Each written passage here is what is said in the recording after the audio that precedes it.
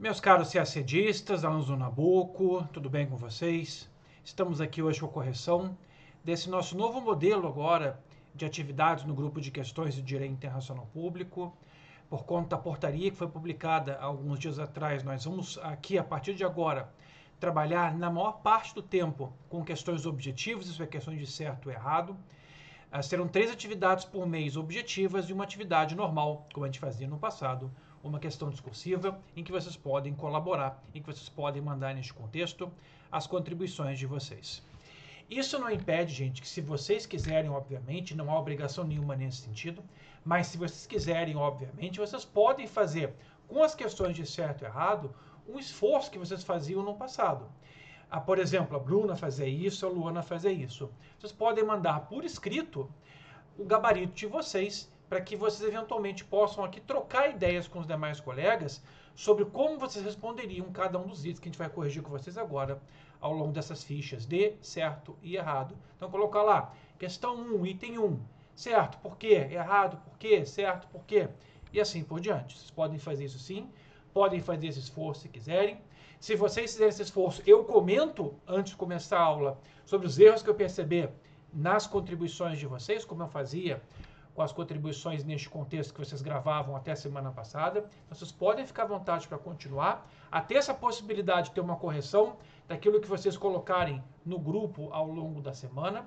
Claro, quem quiser, obviamente, faz isso. Quem não quiser, não há obrigação nenhuma. Aí fazem realmente, né, por conta própria, os exercícios. Quando eu corrijo, quando eu envio aula para vocês, vocês pegam na grade também e aí fazem a correção daquilo que acertaram e daquilo que erraram.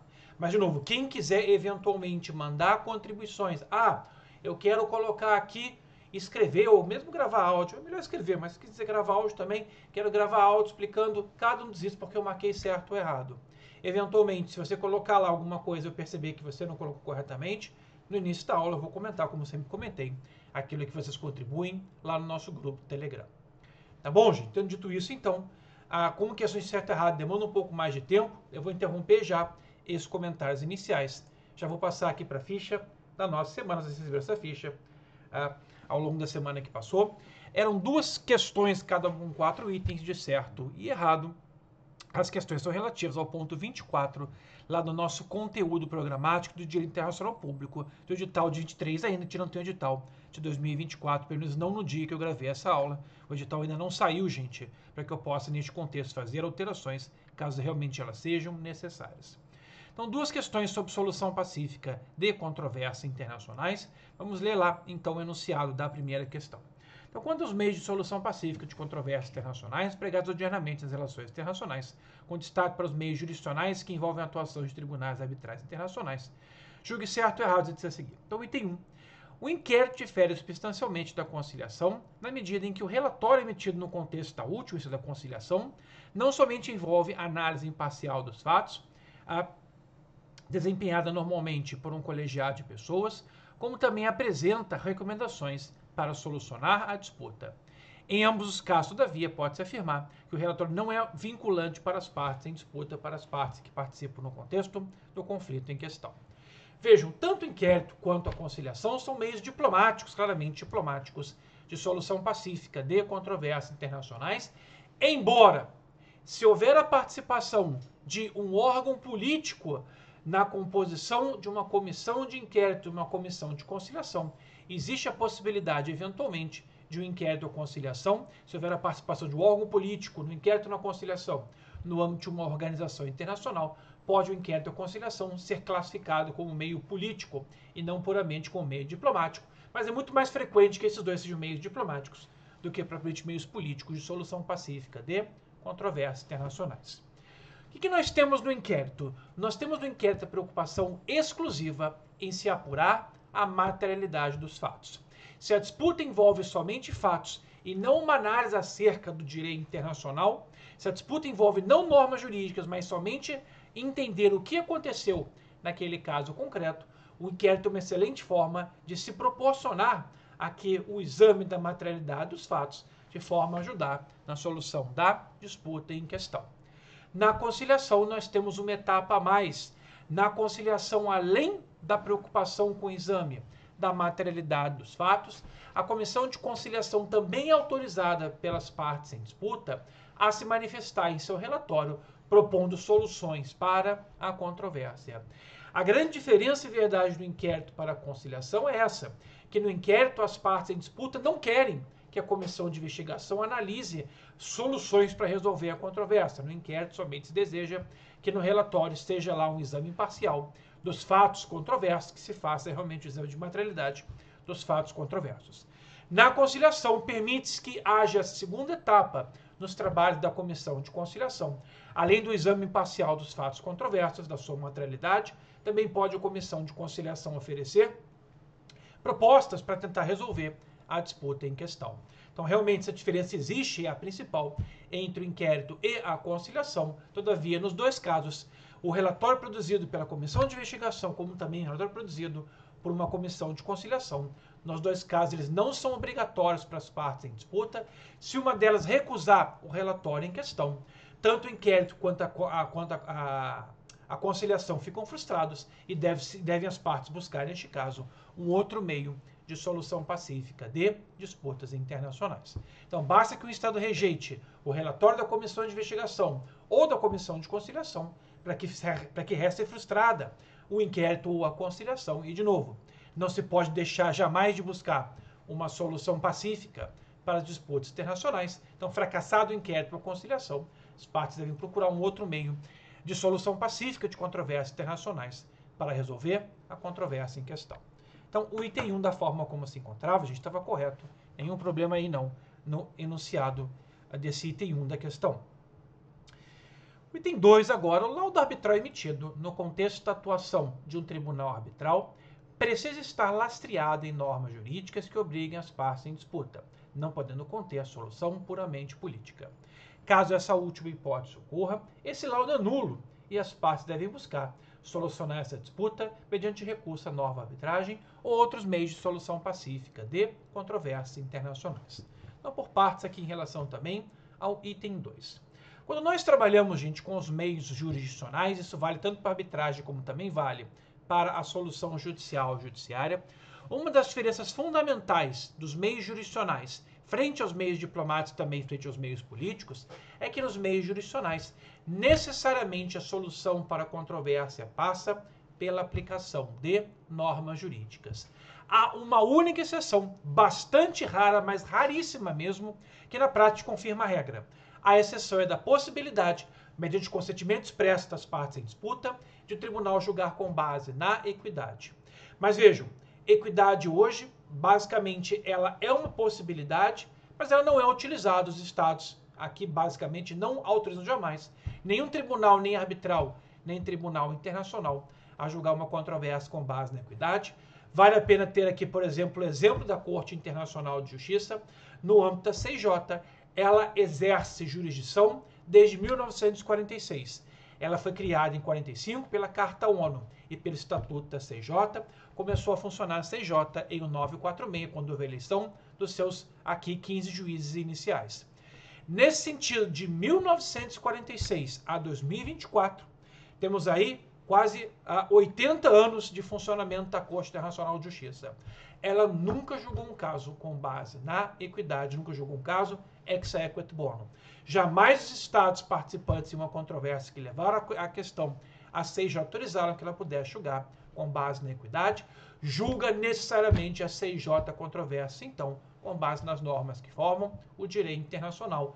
Isso vale também para outros tribunais internacionais, isso vale também aqui em ampla, digamos assim, em ampla aplicação também para os tribunais arbitrais. Os tribunais arbitrais, às vezes, podem utilizar normas, não de direito internacional, mas normas de direito interno dos estados, quando os estados eventualmente aceitam tal possibilidade, mas também na arbitragem, tal como na solução judiciária.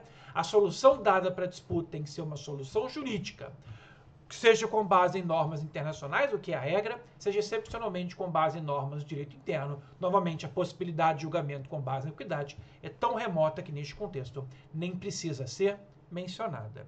Então, vejam, a parte inicial do item 2, da forma como se encontrava, estava correta. O laudo arbitral emitido no contexto da atuação do tribunal arbitral tem que estar lastreado, tem que estar baseado em normas jurídicas que obriguem as partes em disputa. Então, as partes em disputa vão, neste contexto, por consentimento seu, aceitar certas normas jurídicas no contexto da arbitragem e essas normas jurídicas têm que ser utilizadas na arbitragem para que, na prática, o laudo arbitral possa ser emitido.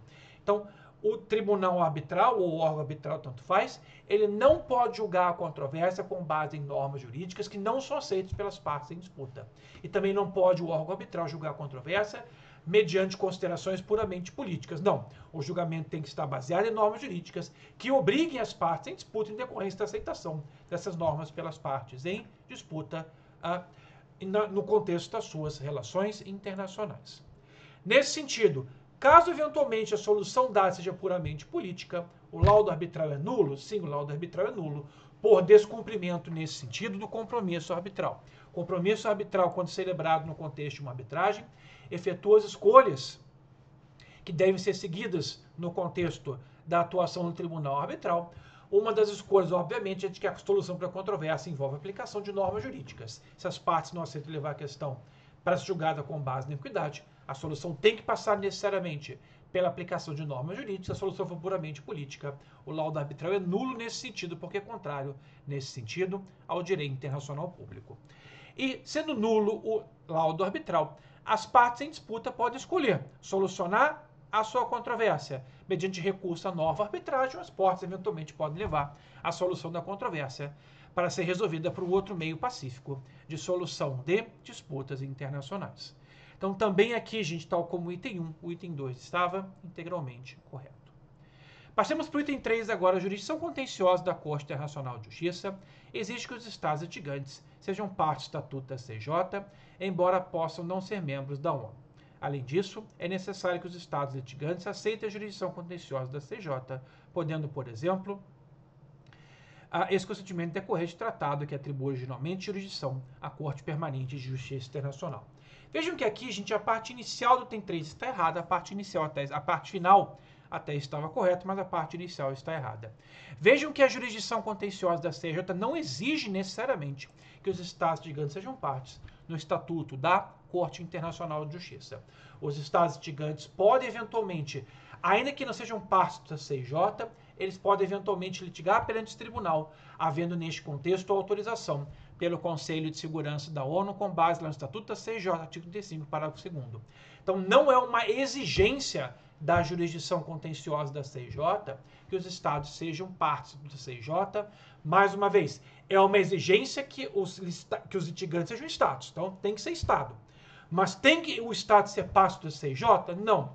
Pode, eventualmente, CJ exercer jurisdição contenciosa em relação a Estados que não são parte do Estatuto, mas que foram autorizados a litigar no âmbito da CJ, mediante autorização do Conselho de Segurança da ONU. Então, nesse sentido, estava errada essa parte inicial. Neste contexto, de fato, você não precisa ser membro da ONU para litigar no contexto da CJ. Já dava aqui na prática uma ajuda, o item para vocês.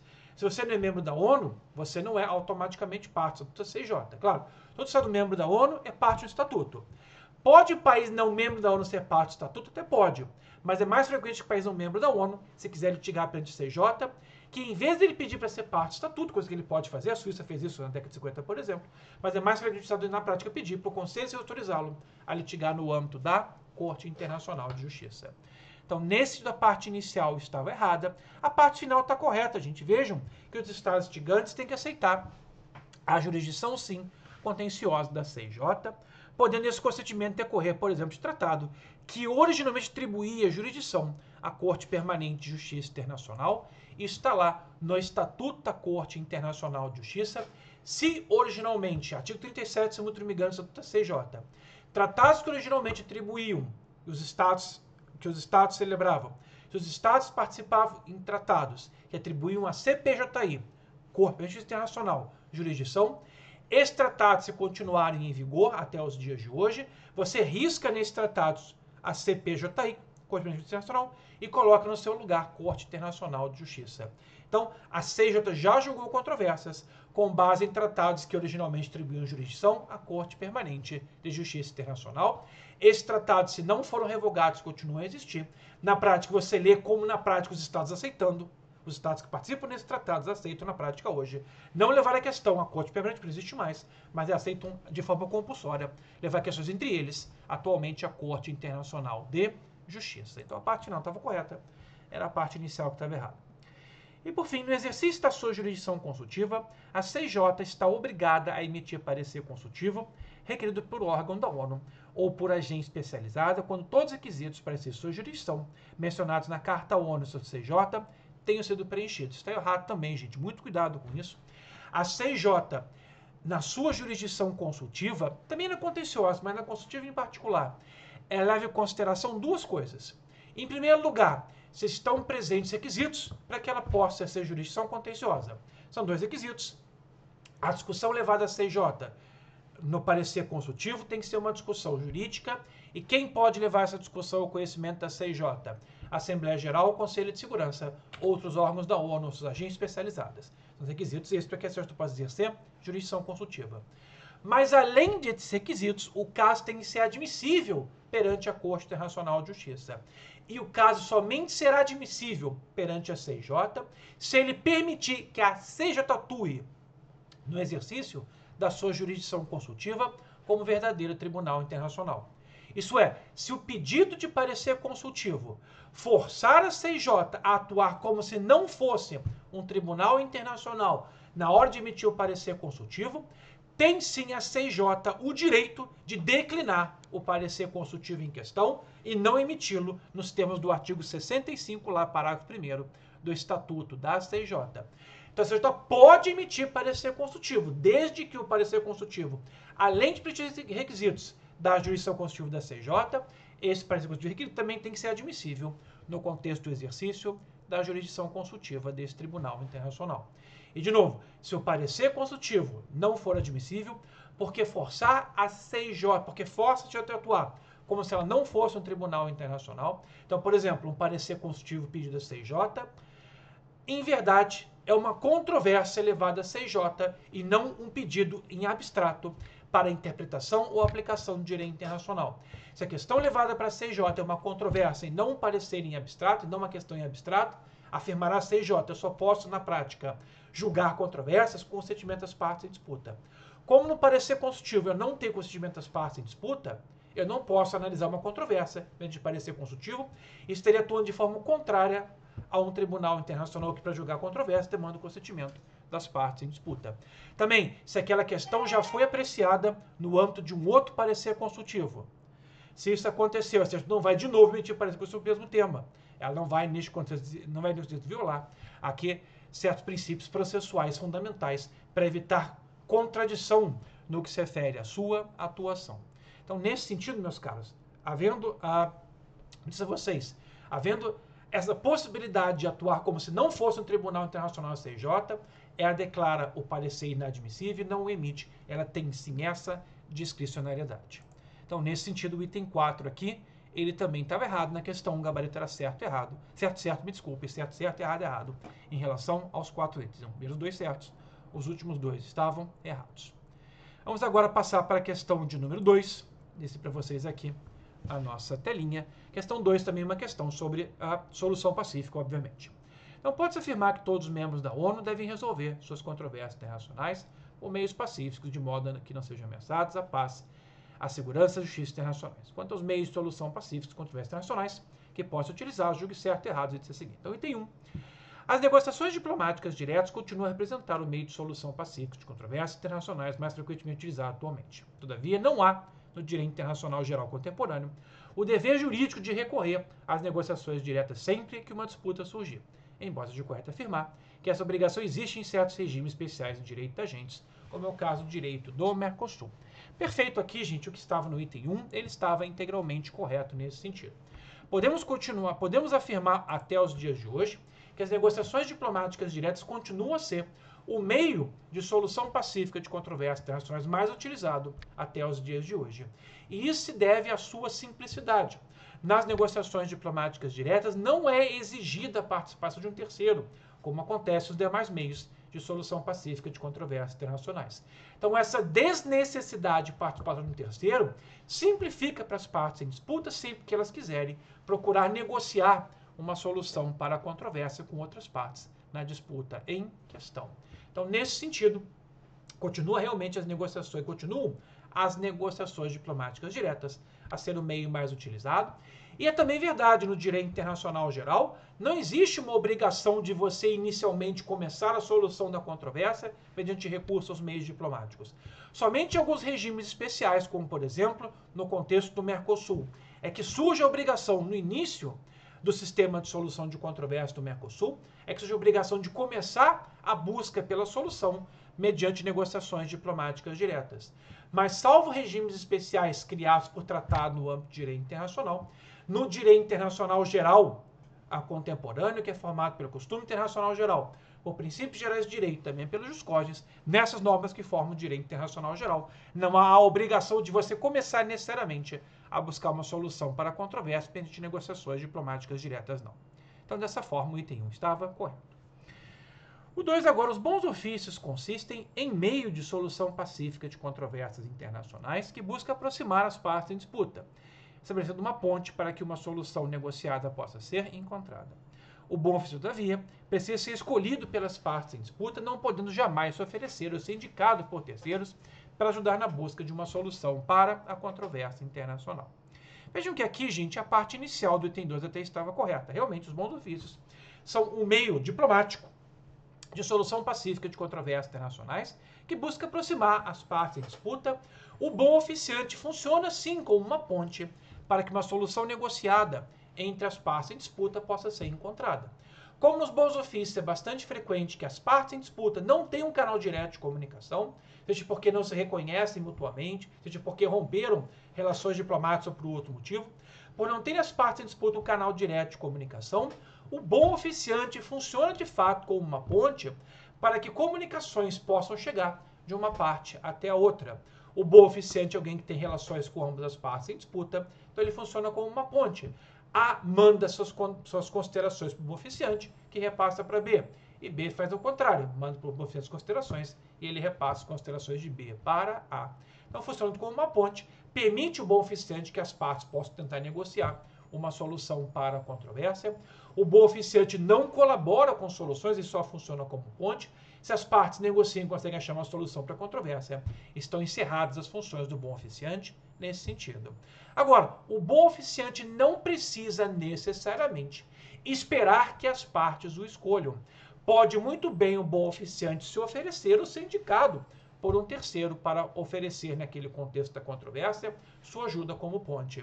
Então, ora, inclusive existe essa obrigação, hoje no âmbito do funcionamento do sistema ONU, o secretário-geral da ONU tem, sempre que percebe a necessidade disso, ele tem a obrigação de se oferecer como bom oficiante em controvérsia que envolve os Estados-membros da ONU, na medida em que esses Estados, em certos casos, não se reconhecem mutuamente, por exemplo. Então, nesse sentido, o bom oficiante aqui pode sim se oferecer para buscar aqui aproximar as partes em disputa, no caso concreto, consequentemente, no que se refere à parte final, o item 2 aqui estava equivocado. Tá bom, gente? Eu vou descer aqui um pouco mais para que a gente possa ler, então, os itens 3 e 4 agora. Então, item 3. A atuação do Conselho de Segurança como órgão político de solução pacífica de controvérsias internacionais, nos termos da Carta ONU, houve a possibilidade de formulação de recomendações para os Estados litigantes acerca da forma mais satisfatória de solucionar a disputa. Em tais situações, se algum dos Estados litigantes for membro, tanto rotativo como permanente, do Conselho, ele ficará impedido de votar nas resoluções que versam sobre a solução da disputa em questão. Por partes aqui em relação, então, ao item 3, para que a gente possa compreender. O Conselho de Segurança pode atuar como órgão político de solução pacífica de controvérsias internacionais? Pode. O capítulo 6 da Carta ONU descreve as possibilidades de atuação do Conselho de Segurança da ONU como órgão político, então, de solução pacífica de controvérsias internacionais. Capítulo 6 lá, artigos 34 e 39 em particular, artigos 34 e 38, me desculpem, são relevantes para que a gente possa compreender como o Conselho de Segurança atua como órgão político de solução pacífica de controvérsias internacionais. Então, esses 5 artigos, 34, 35, 36, 37, 38, são 5 artigos, então, relevantes sobre a atuação do Conselho de Segurança no que se refere à sua função como órgão político de solução pacífica de controvérsias internacionais. Quando o Conselho atua nesse sentido, ele somente emite recomendações. Isso tem que ficar bastante claro. Capítulo 6, o Conselho só emite recomendações com base no capítulo 6. Mesmo quando a controvérsia é de natureza jurídica e o Conselho recomenda que as partes levem a controvérsia à CJ, isto é mera recomendação, não é obrigatório não para as partes em disputa uma recomendação nesse aspecto do Conselho de Segurança. Agora, é também verdade que, por não ser obrigatório ser mera recomendação, o artigo 27, parágrafo 3º, tem uma regrinha interessante, que nas disputas em que o Conselho de Segurança atua como órgão político de solução pacífica de controvérsia, com base no capítulo 6, nesses casos, se um dos estados participantes da disputa for membro do Conselho de Segurança, rotativo ou permanente, ele não vota na resolução do Conselho, que recomendará uma solução para a disputa em questão. Por que para os P5 isso não é problemático? Porque o Conselho aqui não obriga absolutamente nada. É mera recomendação que o Conselho pode fazer com base no capítulo 6. Então, se o Estado participa na controvérsia, ele não vai votar nessa resolução, mas se for um dos P5 não é problema ele não poder exercer o poder de veto, porque a resolução neste caso não é obrigatória para o Estado envolvido. Mas a forma como está o item 3, gente, está correto, tanto com base no capítulo 6 da Carta à ONU, como também com base, principalmente, nessa parte final aí, no artigo 27, parágrafo 3º da Carta à ONU. A questão é não procedimental, então, em tese, haveria a possibilidade de exercício de veto por um membro permanente, mas se o membro permanente participar da própria controvérsia, ele não vai poder votar, não vai poder, neste contexto, vetar. Vejam que, no capítulo 6, tem a possibilidade de veto, sim. Pode uma discussão que envolve capítulo 6, se não procedimental, ser vetada por um membro permanente do Conselho de Segurança.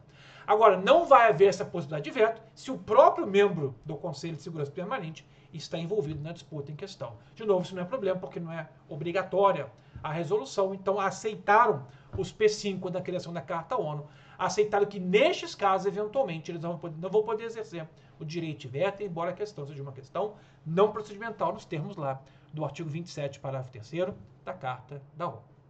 Tá bom, gente? O item 3, então, ele estava correto, ao contrário do 2 que estava errado. E o item 4, para a gente terminar aqui agora, é se disso, isso é de conhecimento geral, que a Corte Internacional de Justiça possui jurisdição consultiva, podendo emitir pareceres consultivos requeridos pela Assembleia Geral e pelo Conselho de Segurança, por exemplo. Não só por eles, mas também por eles, tá? Outros órgãos da ONU e as especializadas da ONU também podem pedir parecer consultivo à CIJ. Todavia, o único outro tribunal internacional também autorizado a emitir tais pareceres consultivos é a Corte Interamericana de Direitos Humanos, não podendo outras cortes internacionais, como o Tribunal Penal Internacional e o Tribunal Internacional de Direito do Mar, exercer jurisdição consultiva também. Essa parte final aqui do item 4, gente, está errada. A parte inicial está correta. É verdade que a CIJ tem, por exemplo, tanto jurisdição consultiva como jurisdição contenciosa. É verdade também que a Corte Interamericana de Direitos Humanos tem jurisdição consultiva e tem jurisdição contenciosa. Mas é errado afirmar que esses são os únicos dois tribunais internacionais que têm jurisdição consultiva e jurisdição contenciosa. Vejam, a Corte Europeia de Direitos Humanos tem jurisdição consultiva e jurisdição contenciosa. A Corte Africana sobre os Direitos dos Homens e dos Povos tem jurisdição consultiva e tem jurisdição aqui também contenciosa. O Tribunal Internacional de Direito do Mar, que aparece aí no final do item, tem as duas jurisdições também, consultiva e contenciosa. Dos grandes tribunais internacionais que existem na atualidade, o único que realmente só tem jurisdição consultiva é o TPI. Mas o TPI é diferente dos demais tribunais internacionais, porque o TPI não julga estados, o TPI julga indivíduos, então ele é diferente nesse sentido. Mas em relação aos tribunais internacionais que julgam estados, a regra, basicamente, para todos eles é que eles têm tanto jurisdição consultiva como tem também jurisdição contenciosa. Então, se no CACD, agora na prova, daqui a alguns meses, perguntarem para você se determinado tribunal internacional tem jurisdição consultiva, pode marcar que tem, porque tribunais internacionais, essa é a regra, tem jurisdição consultiva no contexto atual, direito internacional público, tribunais internacionais que têm a possibilidade de ser jurisdição global. Então, tribunais internacionais com jurisdição global, como é o caso, como é o caso da CIJ, como é o caso do TIDM, e tribunais de direitos humanos, esses tribunais aqui, meus caros, têm jurisdição tanto consultiva quanto contenciosa. Tá ok? Tem a possibilidade de tanto jurisdição quanto contenciosa. Então, tribunais globais, internacionais que podem eventualmente aqui ter a participação de qualquer estado no mundo, e tribunais de direitos humanos no âmbito regional, Esses tribunais, tenha certeza, esses tribunais têm as duas jurisdições, contenciosa e consultiva, no contexto atual do direito internacional público. A grande exceção em tribunais internacionais é o TPI, mas o TPI julga indivíduos e não estados, então ele não tem jurisdição consultiva, somente tem jurisdição contenciosa, o atual Tribunal Penal Internacional. Tá bom, gente? Então, da forma como estava o item 4, parte final do item 4 estava errada. Vocês deveriam marcar, então, o item 4 como errado.